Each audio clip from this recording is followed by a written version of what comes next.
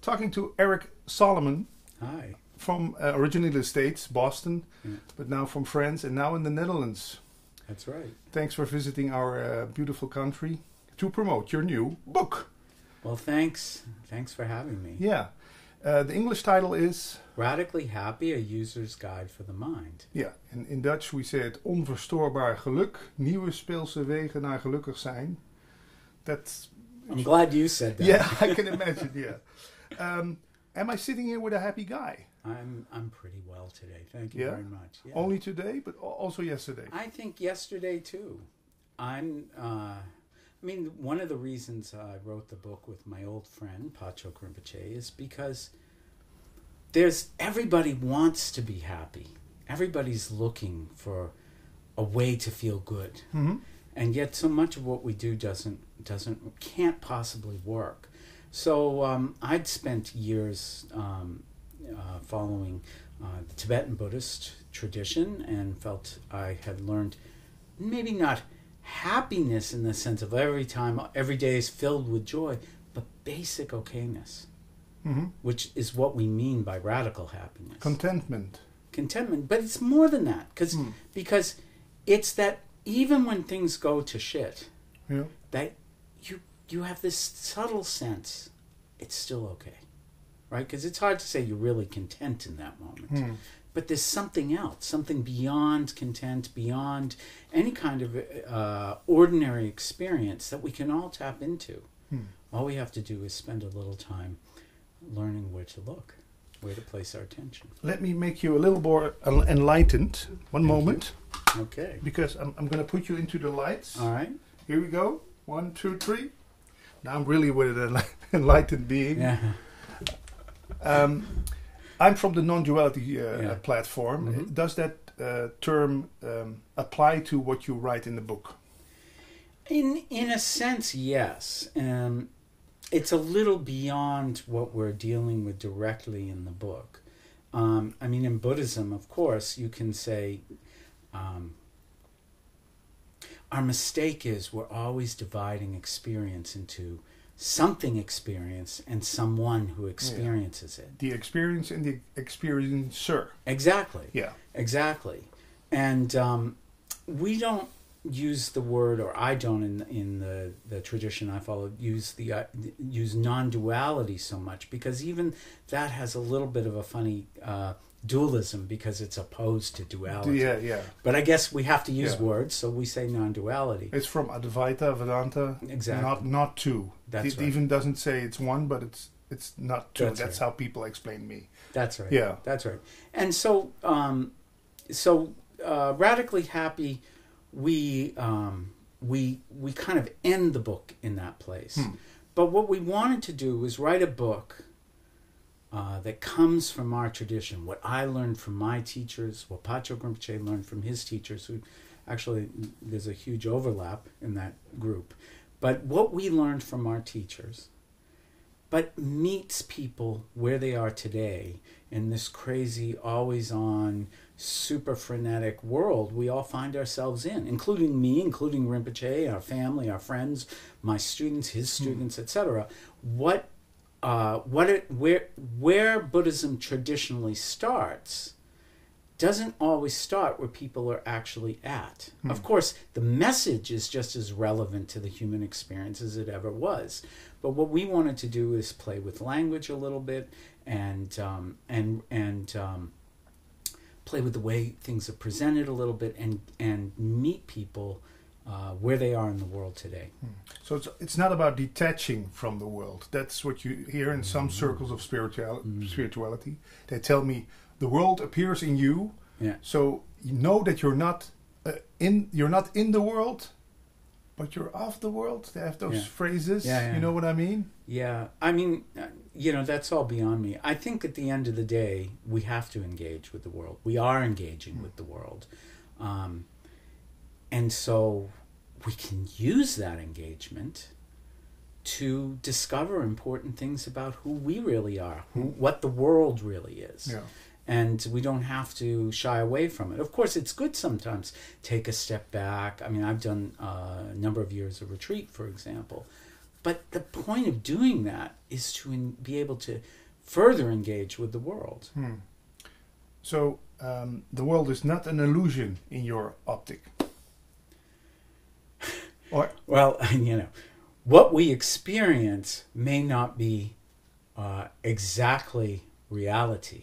Because why? I mean, just even pure psychological terms. The trauma you suffered as a kid, the culture you're raised in, all these things affect the way you view the world. Yeah, if the sweater you're wearing, my teacher once wore, yes, and he was my least favorite teacher, I can have an opinion about you because you wear the same sweater. Exactly. Yeah, exactly. Stuff like that. Yeah, exactly. And so the good thing is when you bring something like that to conscious mind, then you maybe don't react.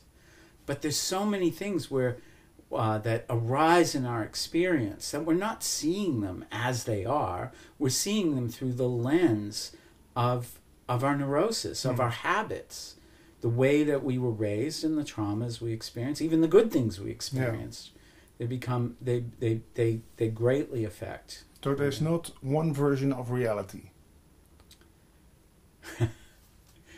You have your reality, I have my reality. Trump has his own reality. Seems like that. Yeah. You can say it like that, sure. Okay. I mean, the point is that, I mean, this is going a little beyond the book, but it's pretty easy to show how, just using neuroscience, for example, how everything we experience isn't exactly real, the way we experience it, except for one thing, which is our sense that we're aware. Awareness. Yeah, I can't refute that. You tell me, you know, I saw this car the other day, and I can use Buddhist logic to pick it apart, and I could use neuroscience to pick it apart. I mean, of course, there's an element of truth, the mere sense of a car, but all the other stuff, your experience of the color, and all these things have nothing to do with reality as much as to do with, again, how you're habituated. Yeah. But the sense that we're aware, well, even that may not be 100% accurate, is pretty close. And that's the one thing I can't refute. If you say to me, I feel like I'm aware, well, then you absolutely are. So, and this is actually funny because this is where Radically Happy ends, is getting to know that awareness. I mean, even in meditation practice, ordinary meditation practice, typically like, you know, mindfulness-based stress reduction, where we're taught things like, place your attention lightly on your breath. So you sit in some kind of comfortable position, you know, here I am sitting. You do namaste. Namaste, whatever. And then you watch your breath. You place your attention lightly on your breath. You breathe in, you breathe out, and you feel your breath. And going in and going out. And we call that meditation. And then people misunderstand it, and they get very wound up about and worried about what happens when they get distracted. Because for most of us, we do very quickly, our attention gets hijacked and we're suddenly off in some daydream somewhere. But that first instant of noticing we've become distracted, we know we're distracted whether we have a thought, I'm distracted, or not. Yeah. And that's our first taste, for many of us, of this kind of pure awareness that underlies all our experience. That's the same awareness that's not affected when you're really, really tired. There's still something inside That's you. exactly right. That knows, I'm now really, really tired, or I'm now really, really angry, or I'm now pissed at someone, or could we call it neutral? Is that neutral? I think neutral to me sounds a little bit boring. I think we can just say it's unaffected. Unaffected. Yeah. It's not neutral. It's where all our inspiration, our wisdom, our intelligence emanates from that. Where else could it come from, right? But so it's anything but neutral in that sense. But you're right. When you're tired, you're aware you're tired. When you're excited, you're aware you're excited. The quality of knowing is always the same. Yeah. Let's bring it back to the book, Happiness. Yes. Thank you. I've been looking for happiness in the world. Yes. For, let's say, 40 years. Yes. And then finally it hit me that happiness is not something, that's how I told myself. Happiness is not something you get out of the world, it's something you bring into the world. That's how I translated it for myself, because I looked for it in money, in girls, in sex, in movies, in theater, everything. It gave me some kind of happiness, but not that lasting happiness I was looking for. So is that a definition you would use also? Happiness is something you can't get out of the world? Well, there's two kinds of happiness we talk about in the book. Well, there's really three, but the third one is bringing the first two together. Okay. So one we call basic happiness, and the other's interconnected. We're doing the book a little bit backwards, because we started with awareness, which is radical happiness. What you're talking about, I would call interconnected happiness. Interconnected happiness. The happiness, it's where we find meaning in life. Through my interaction with the world, with the people around in my life, and people in the world, I discover a kind of a real sense of purpose, meaning, and you can say a kind of happiness or satisfaction. And that's where I think when you say what you put into it, it's what you put into your relationships, even just mundane interactions like at the cafe. Yeah. You know, that interconnection, that's we act as if we're autonomous beings, and yet what you do affects me, what I do affects you, what we all do affects each other, our environment, and so forth and so on. And we're seeing with this, for example, with global warming, how our effects cumulatively start really multiplying and make a big difference. And so, that's what we would call this, what you put into the world is what you get out, and that's through the interconnection. But basic happiness is something else. That's where the kind of learning how to simply enjoy, and by being in the present moment. We're so bad at just being present. And when we're present, when things are good, we really can enjoy them. And when they're not so good, we don't get into all the stories that causes us suffering upon suffering. So let me give you an example of this. I used to go with my wife when we lived in Silicon Valley. We would go in the wintertime. Well, winter in California, everybody thinks it's not that bad. But when you're there, it seems bad. You can get, in January and February, even like 6 straight weeks of pouring rain. And it's not that pleasant. No snow, I imagine? No, well, not unless you live in the mountains, right? Yeah. But in the Bay Area, no snow. Maybe once every 10 years you get a little bit, but it's not there by the end of the day. Not a white Christmas in California. No white Christmas. And my wife and I would go to Cabo San Lucas. It's on the tip of the Baja Peninsula in Mexico. You could get there in less than 2 hours from San Francisco. So we'd leave in the morning. We're on the beach in the afternoon. And because, Silicon Valley's like a black hole of work. You can't get away for more than a few days. So it was great for us. We could get away. I'm somebody that as soon as I get on a beach, everything relaxes. I grew up by the sea. So anyway, we got there one time, and it was great. I got such a fantastic deal on my room, and the hotel wasn't very crowded. We were right on the beach, in a very secluded area of the Baja Peninsula, and it was fantastic. We'd spend the mornings just meditating, looking out at the sea, and the afternoons we'd be swimming, and these really nice people would bring us huge glasses of nectar. I think they call them pina coladas. Oh, wow. Yeah, and wow, it was great. And I can remember putting my arm out and drawing Eva close and looking deeply into her beautiful eyes, and with a sigh saying, oh, too bad every day can't be like this. And you see, in that perfect moment of bliss is this little undercurrent of too bad. Yeah. Because why? Because you can't just be present. Already a little bit thinking, what am I going to do when it changes? Well, how do I keep it? How do I get more days like this? This is one of the 3 reasons we have so much trouble why our happiness strategies don't serve us that well. because we have this mechanism inside of us that always starts from a negative starting point.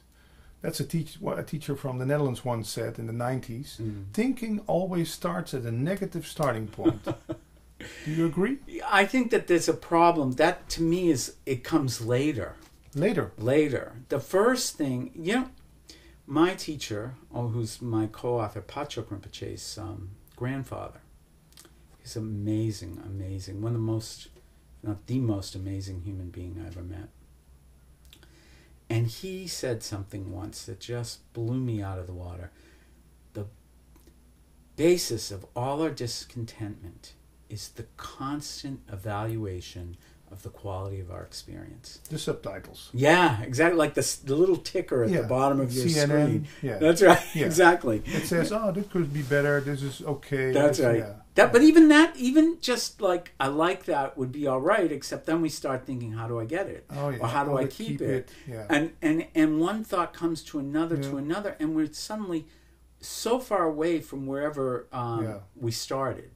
So and then out of that, so when it starts to really rear its ugly head, it's what I call the comparison trap, where you end up comparing my life, to how I think it should be or to someone else's. Yeah. And I think that's the kind of negative thing that you're talking about. But I think it starts quite innocently. Innocently? Yes. With just a very simple, oh, I like this or I don't like that. But our habit is to always think about thoughts. Think about thoughts. And that habit of constantly evaluating how I'm doing, even when there's no purpose to it. It's like you're sitting at the cafe, you get there like 10 minutes early, your friend's not there yet, and you start evaluating. Yeah. Right? There's no reason, it's just your habit to it. It's not like you're solving the world's problems. It's right? taught at school. At school, they ask me, "Okay, Patrick, what do you think about this? Give your reflections on this." Or you see, consciously choosing to do it is okay. I mean, there are things like you do for your work or I do for mine where we need to think. But that's a decision we've made. It's the habitual, without even thinking about it, just starts coming, right? So this is the problem. And the more we can learn to choose to place our attention in the present moment, the more we weaken this habit. In Tibetan, the word for meditation is gom. Gom means to become familiar with or to get used to. And it's interesting because it's a very different idea about meditation than when you hear the word meditation, you think, peace, namaste. Namaste. Well, of course, that's nice. That's like the fringe benefits of meditation. Meditation is really just simply about being used to being in the present moment. There's an old metaphor which we use in the book. We tell it from Patrick Rinpoche's side when he was a teenager and he had anger management issues. The lion and the wolf. The lion and dog, yes. Oh, sorry. That's all right. That's all right. Close. That's close, good. but no cigar. I think maybe a small cigar. Okay, maybe not a whole big. Not a Cuban cigar. Yeah. One of those cigarellos or something. Anyway, so but the lion and the dog is something that many people who studied in the Dzogchen tradition of Tibetan Buddhism get this story at some point from their teacher. Tell us, please. Yes. So what happens when you throw a stone at a dog? Well, I can imagine it starts looking at the stone and, hey, well, what's this? And can I play with it? Or, it starts chasing it, right? Oh, yeah. I mean, you throw the stone, the dog goes, right? Yeah. When you throw a stone at a lion, what happens? A lion doesn't give a damn about the stone. It turns to look where the stone came from. We are like dogs chasing stones. We're always, thought comes and we chase. And we get interested in it. We play, like you say, we start playing with it. Yeah. And it takes us further and further away from the present moment. And with stones, you mean thoughts? Thoughts or emotions. Emotions, sure. Both. Things that come up. Things that rise in our mind. Yeah. So that, again, there are times where that's important to think. Or like my wife's an artist. And for her, having a period of just what they call mind wandering, daydreaming, is a very important part of her process. But choosing to do it is not our issue. Yeah. Our issue is habitually doing it. So instead of being habitually like a dog, we want to slowly learn to turn towards the source of where the stones come from, which ultimately we're going to say in the book is from our own natural awareness. Yeah. And do I have to sit on a mountain in Tibet for 10 years to discover that? Well, do you have to do anything to discover that you're aware? Well, that's the main question I have. No. Yeah. To discover it, no. And to, refine it or to refine it. Yeah. The more time you put in, the better you'll be. But It's we like certainly fitness, can do it. We certainly can do it while being engaged in our everyday life. And if we didn't think that, we wouldn't have written the book. And we actually put 28 exercises in the book. Each one is very simple, small step from the previous one. You don't even have to do them in order. Many people find that there's another one that works better than earlier one. But the point is that it's all stuff you can do with the life you have today. Then, of course, if you want to take some time to, spend a week doing a retreat or something like that, it doesn't have to be in the mountains, but that's certainly a good place. That's also very beneficial. Yeah. Because in Buddhism, there's a lot of traditions and a lot of rules and a lot of, what's the right word? Practices. Hey, you have to shave your head. You don't shave your head. You have to wear a red robe. I know the function of all of them, but do you really need them or don't you? No. All those practices, No. all those rules. Look, the way they say to answer your question traditionally, because I think it's a nice answer, is Buddha said that we have 84,000 ways we could be neurotic. And so he gave 84,000 solutions. So that's why we have this marvelous manifestation of all these different ways we can work with our mind. So you can work with it through the monastic tradition, you can work with it through retreat, you can also work with it by being an ordinary lay person and have a family, have a job, and work with it that way. But the point is, to whichever tradition you're following, at the end of the day, you do have to decide, am I going to be like a dog chasing stones, or am I going to begin to at least not react to every stone that gets thrown? Yeah. And that's practice. Yes. But you don't define yourself as a Buddhist. It's not something that you put on. This book isn't for Buddhists particularly, although certainly we wrote it for some of our Buddhist friends as well. There are a few particular things that make you would say if you believe that or you did that, then you would be Buddhist. Yeah. What we've done is try to give you the flavor of Buddhism. We feel that there's a lot of people, they aren't necessarily looking for a new religion or any religion, and of course there's some debate as whether Buddhism is a religion or not, but putting that aside, we wanted to give something to people, as I think I said earlier, that met them in the lives they had today and fits in the life that people are living today. And so I think that's the most important thing, Buddha taught the way he did in a particular culture, a particular time, and it's still applicable today. But then every time Buddhism comes to a new culture, a new country, a new time, it adapts in certain ways, even though the message is still exactly the same. Can you take us through some of the practices in the book? I heard something about a warm heart meditation, or just a simple example maybe of Actually, this is in Dutch, so I don't know why I'm opening it. Oh, just maybe you can give it to me so I can translate it for you. But I can tell you what I can tell you about warm-heartedness and a easy practice that we can do. The key to interconnected happiness. Well, first, it's understanding. It starts with a little bit of a thought experiment, and actually, the book. One thing I personally like about the book, because I come from a programming scientific background. Don't just tell me what to do, but why. What's the logic? And then I can do it. Yeah. And so we try to give not just what to do, but first why our strategies for happiness don't usually work. We're not very good at predicting what's going to make us happy. We, when we finally get happiness in circumstances and things, we've actually set ourselves up for future disappointment. And then we don't really know how to enjoy ourselves, which I talked about earlier. So then we talk about why meditation works. What the logic of meditation is. And then that's basic happiness. And then with interconnected happiness, what it means to live in the light of the fact that we're all interconnected. Everything's interconnected. And then how do you practically get better at it? It's by getting in touch with your own natural capacity for warm-heartedness. What makes me happy is doing something for someone else. I think it makes everyone happy.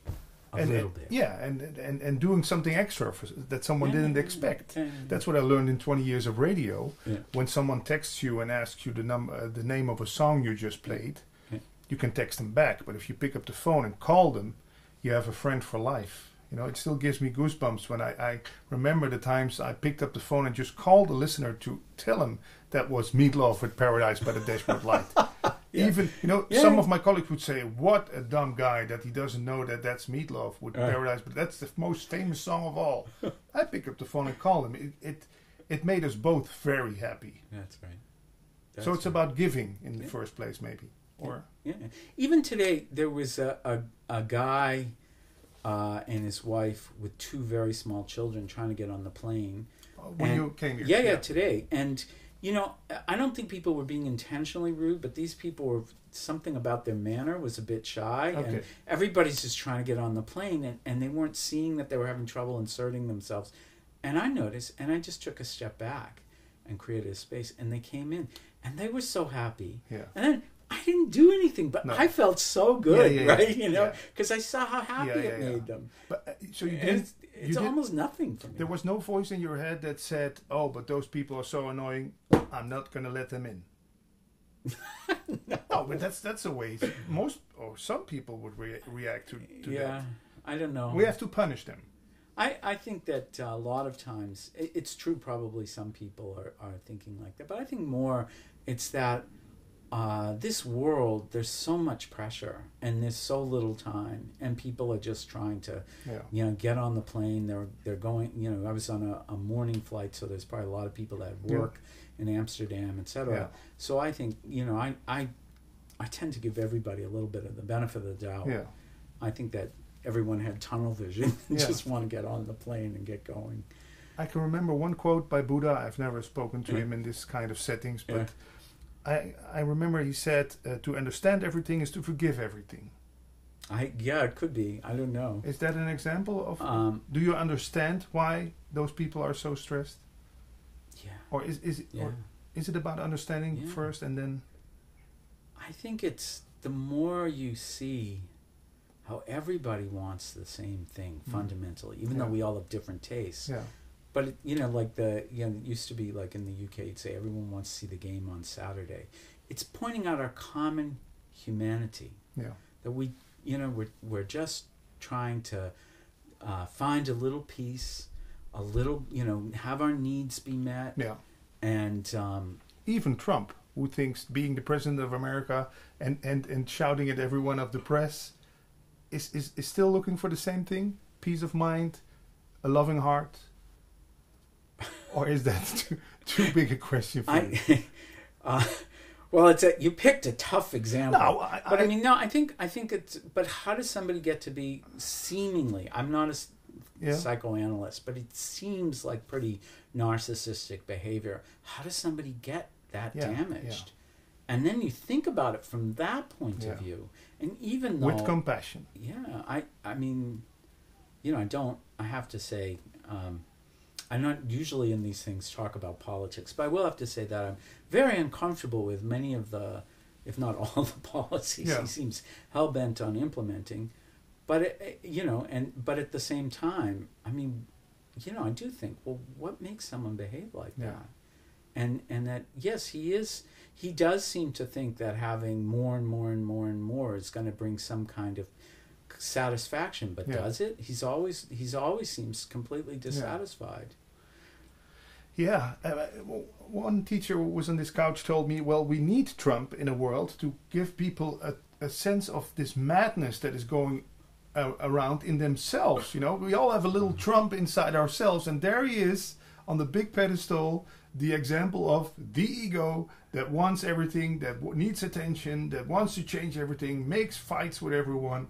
You know what I mean? That it's just a big archetype for us to see, hey, this is what happens when you only follow your ego and think it's about you. Yeah, I mean, that's beyond my pay grade to say. But, I mean, I do think that we can say that maybe it's time. There's certain kind of corruption in the world. He is pointing it out, either on purpose or inadvertently. Maybe it's time to take a look at all that stuff. I don't know. I mean, I think all of us who are looking at this in horror are trying to find some way to make lemonade out of lemons. That's the thing. Yeah, you know, excuse me, I come from the non-duality world where a lot of teachers tell me there is nothing wrong with the world. How could there be? In one way, yes, that's true. In one way, because what is the world? At the end of the day, the world is our own awareness. Our world is that, right? Yeah. Everything is going to be seen through that, and that awareness can't be touched by what appears in it. Yeah. And so, and this we do touch on this at the very end of the book, that awareness,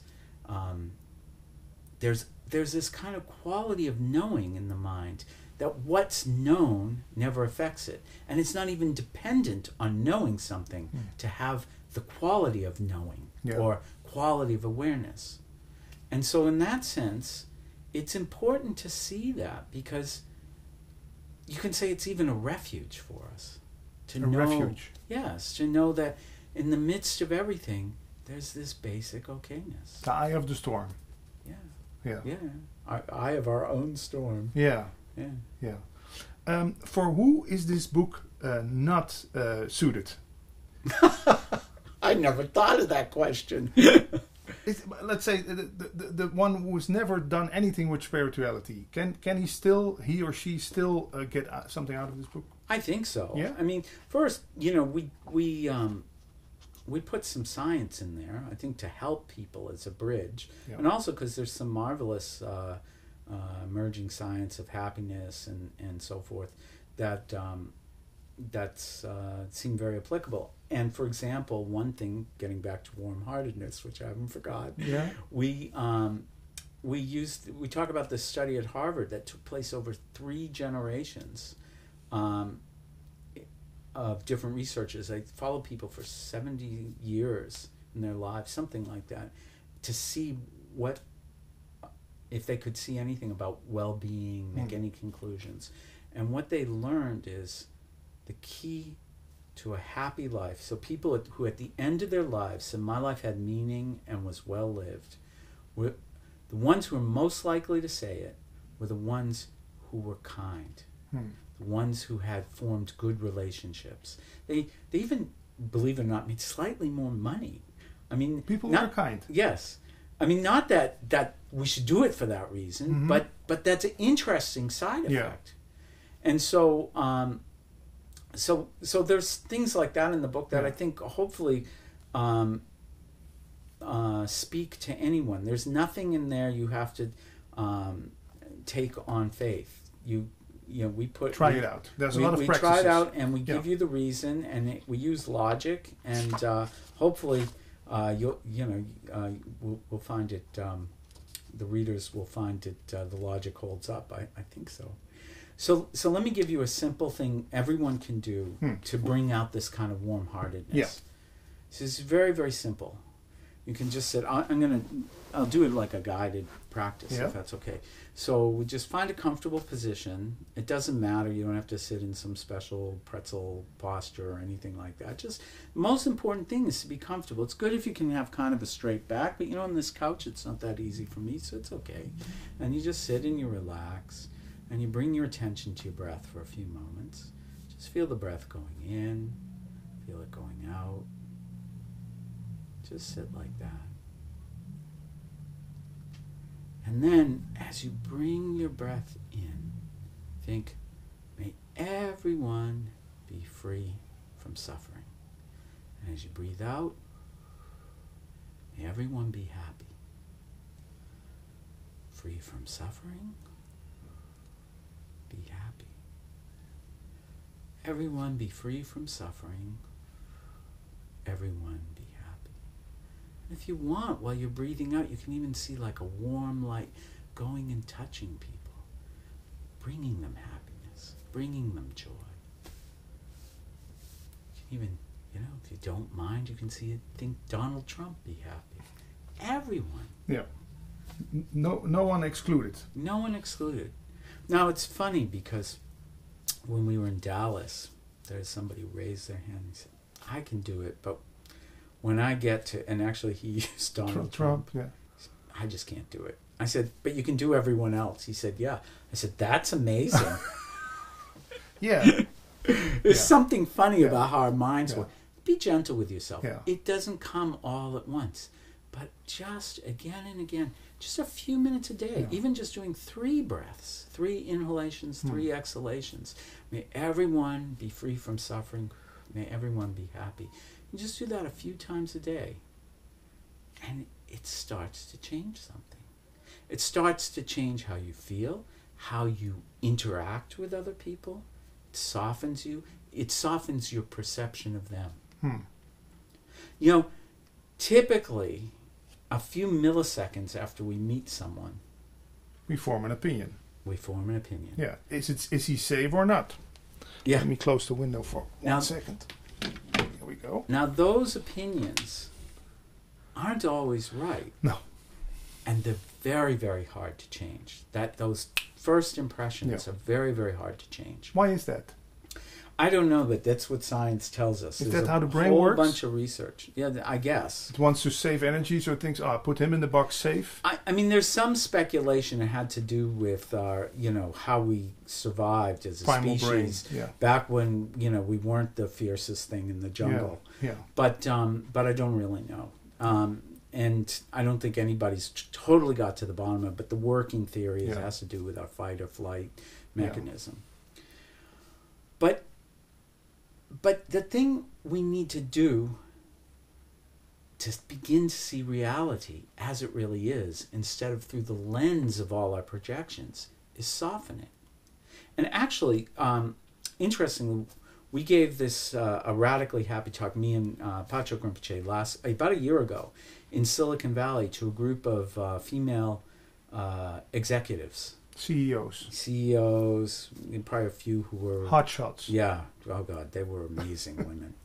And one of them stood up and said, wait a minute.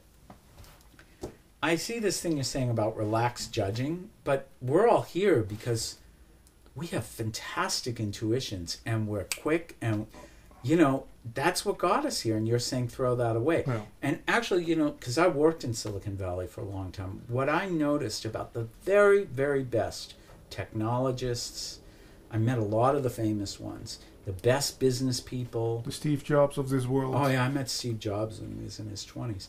And what separated them from everyone else was they had one trait in common, if I'm going to oversimplify. And that's when new data would come in, they could drop whatever opinion they had before and adapt. And it turns out neuroscience is telling us it's the hardest thing for most of us to do. To look with fresh eyes into the world. That's right. Yeah. So the difference between intuition and judgment is very simple. Judgment's like this, and intuition is wide open. Intuition, no problem. Something new comes in, maybe you have a new intuition. The old one drops. It's fluid. Problem, right? So just check.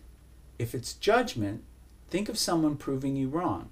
When it's judgment, science tells us that, why is it that you can't get anyone to agree anymore? Because when somebody confronts you with facts that contradict your opinion, you see this all the time. People double down on their opinion. They never say, oh, thank you, that completely changes my mind. It's very unusual. Yeah. We all think I'm different, but I bet you're not. And with those practices, you can loosen it up a bit. Your stubbornness, your stiffness, or... I can imagine, yeah. What do you think about this quote from Byron Katie, a famous woman from the spirituality world? She says, "There's only love or a desperate call for love." Could we say that all those people who are bombing cities, making fights, doing all the terrible things, that they are the first ones we should encounter with love and compassion and understanding?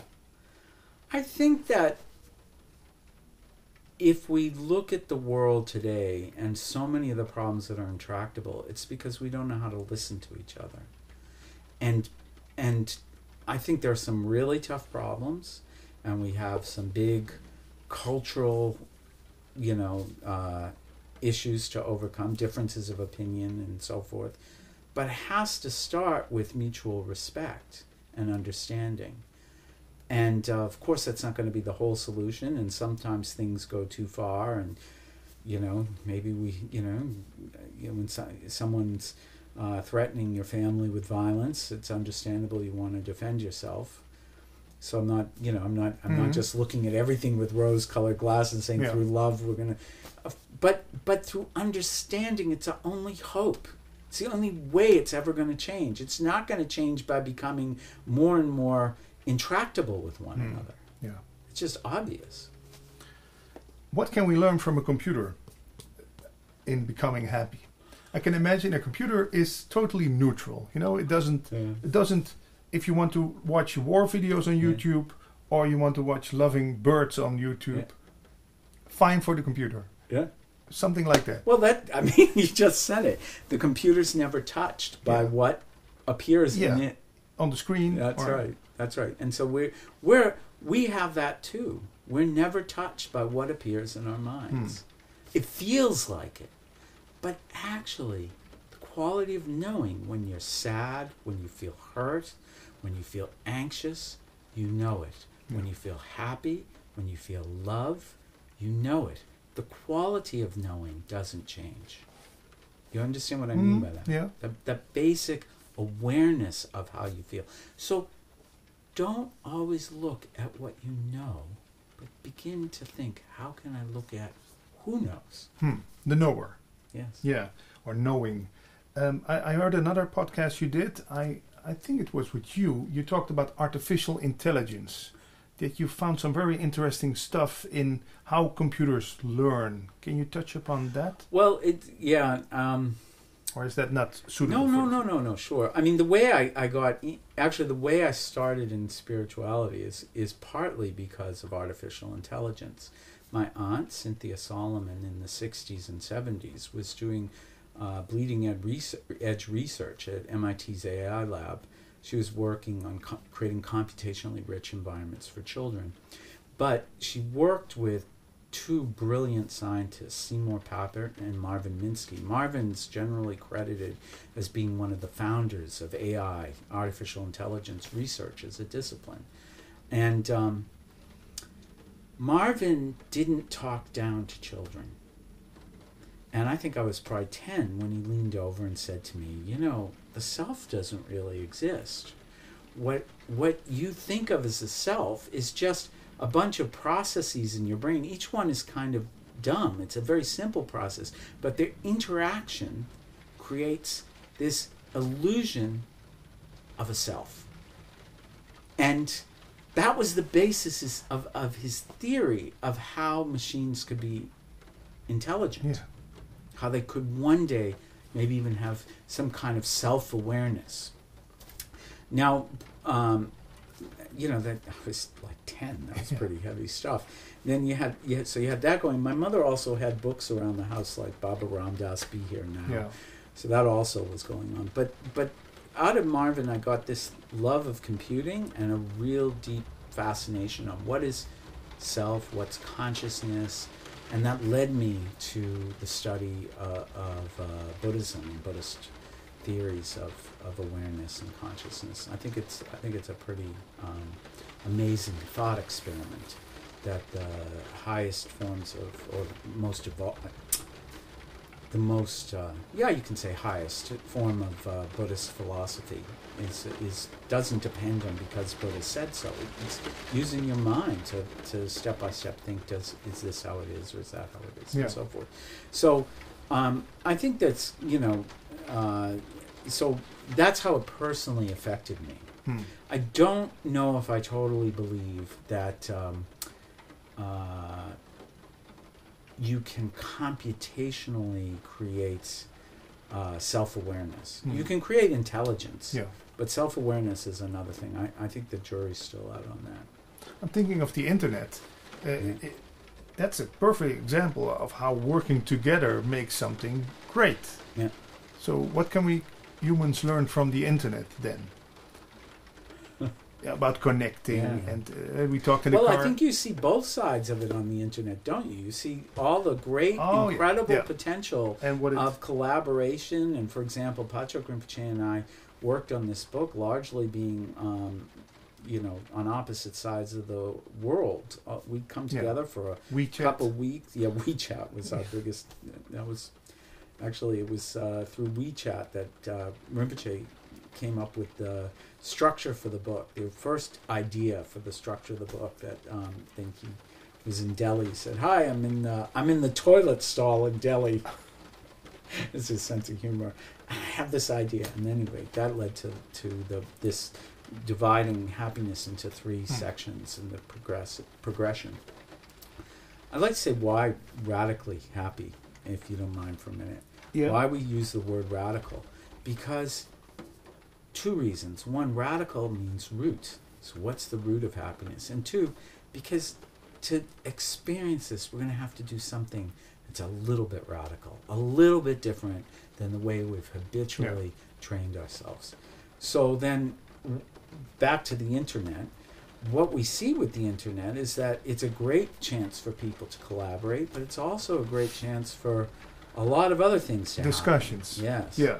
And all kinds of ways for people to not listen to each other, right? I mean, I look at Facebook and, my friends who are all on one side of the political divide, they're all like, just kind of all talking to themselves, and those on the other, they're all talking to themselves, and nobody's talking or listening to each other. So, but I think that by again and again and again, if we would all reflect on our shared humanity, on the fact that we all do have to live together, and the fact that we are living together and our actions affect one another, and come back to some kind of basic mutual respect and understanding. I think I was reflecting about how when I was in Silicon Valley, this is 20 years ago, not even, but I'm using that as an example. I had these friends I used to go out with all the time for dinner and drinks and stuff. Didn't agree with them politically on anything, but we could talk, we could hang out, we could have fun together. Why? Because we had mutual respect. We could listen to each other. Actually, sometimes I was able to change their mind on something, and they could sometimes change my mind. Yeah. Because we started with this basic idea that we all had to come together in some way, and it used to be politics was about compromise, and now it's about it's becoming a zero-sum game, my way or the highway. Isn't it about trust? Because your friends and you trust each other. Yeah.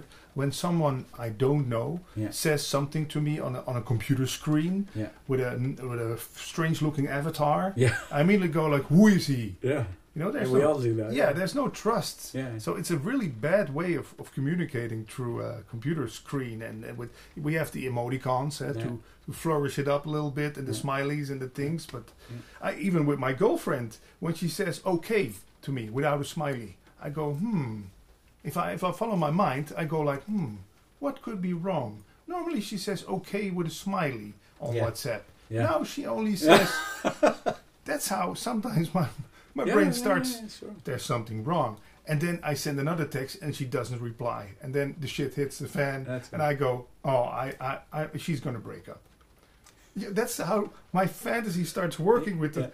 It's not easy for our human... Isn't that the problem, that we're not adapted ready to all this form of communication, that we can't feel each other? to a computer screen, through a telephone. Yeah. I mean, I think though communication's hard in person. It's hard no matter how you do it.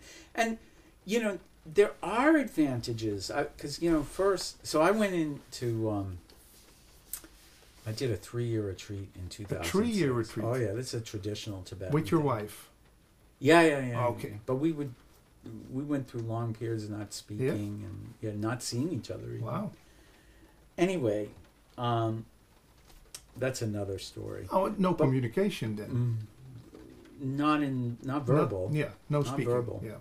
And it's like even just sitting in a room and being able to hear the person in the other room moving around, chanting mantra, whatever it is. There's a kind of communication that starts to take place. It's really interesting. But what I was going to say is during the 3.5 years I was away, a lot of things changed about how people were communicating, and especially because suddenly everybody had smartphones, and I wasn't used to all this texting and all this stuff that people do, and I had to adapt. And at first, it really bothered me because I just think we should sit and we should talk. I liked Skype because I could see the person, but actually, what I also saw was that texting, you don't always get the person's first reaction, and maybe that's good. Okay. Right? Yeah. The people sometimes think about it a little more. They can take it away. Yeah. That's right. Yeah. And and sometimes somebody writes, I'm like, what?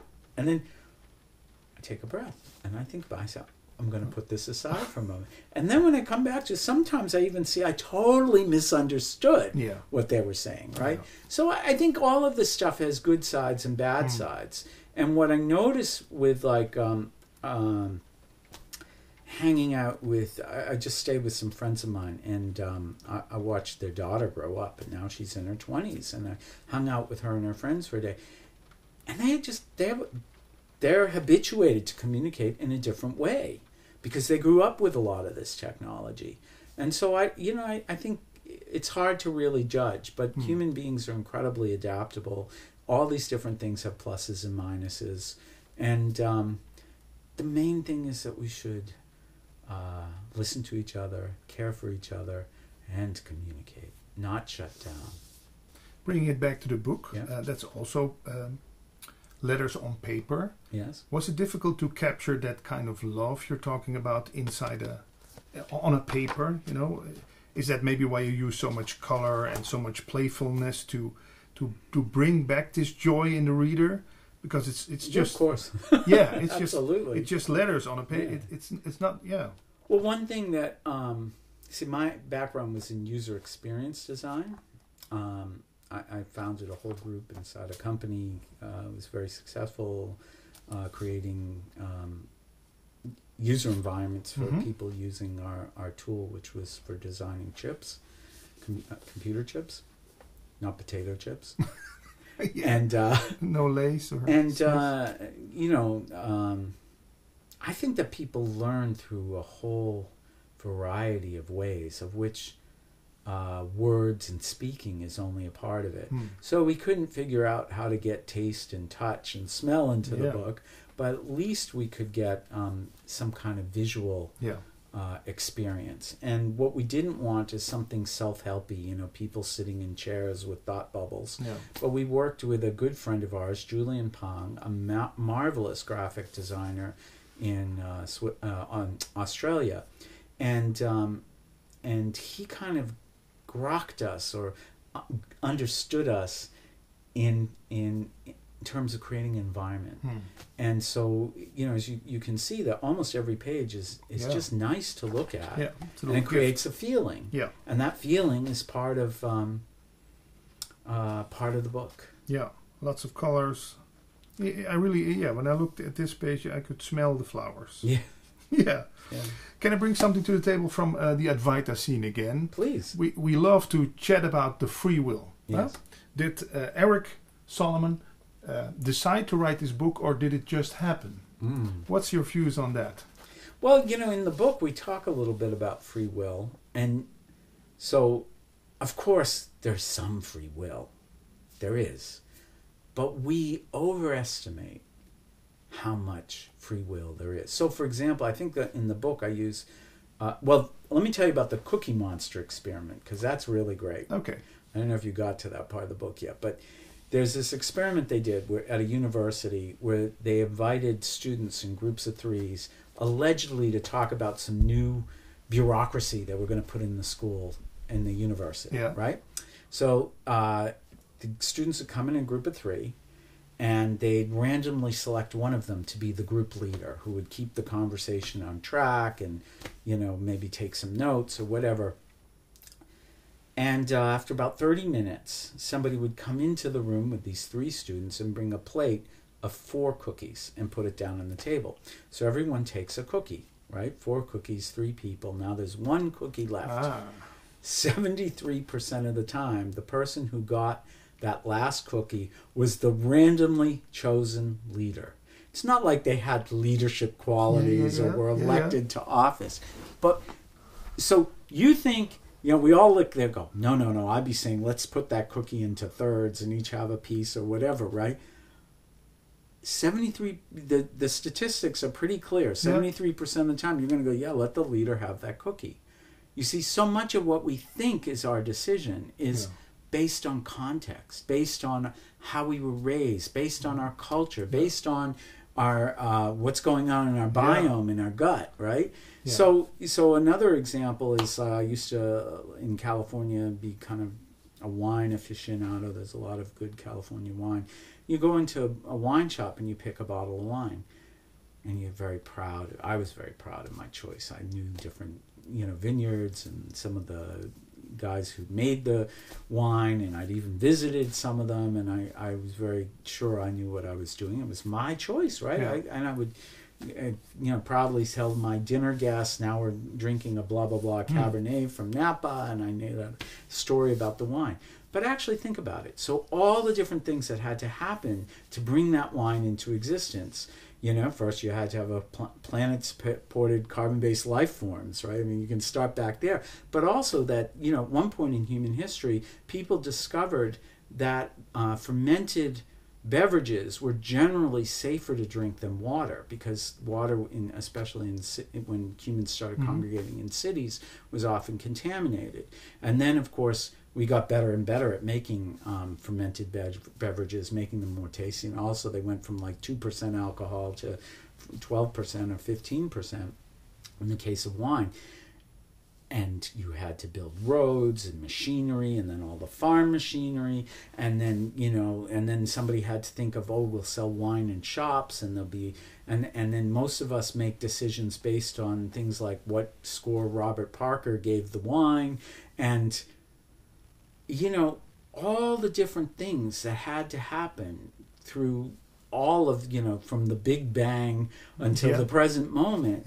Actually picking the wine is the least interesting part of all that. It's actually almost like it's not even an asterisk in the whole equation, right? But there I am. I'm so proud of myself, my ability to pick a good bottle. So I think there is free will, but I think we tend to overestimate it. There's an interesting book. I'm sorry I don't have the title for you. A professor who wrote this about how people who made a lot of money in business tend to discount how much luck was involved, or how much it was being at the right place at the right time, and think how much it was them. And yet he did this kind of scientific and normalizing for all these different variables, and shows pretty convincingly a lot of it is just chance, good fortune, of course. So, these are just different ways to come at the same problem, which is, I know my business success, I think, was me. It was definitely me, right? But maybe it wasn't. We have to say goodbye to our video viewers because we're almost out of time, but we're going to talk a little bit more, if you're fine with that, for the audio listeners. So if you want to hear the rest of this nice conversation, type in Erric Solomon. Erric is with double R. 2 R's. E-R-R-I-C. Solomon. S-O-L-O-M-O-N. Hey, here you go. And the book is called Onverstoorbaar Geluk. And it's available in German also? Yes.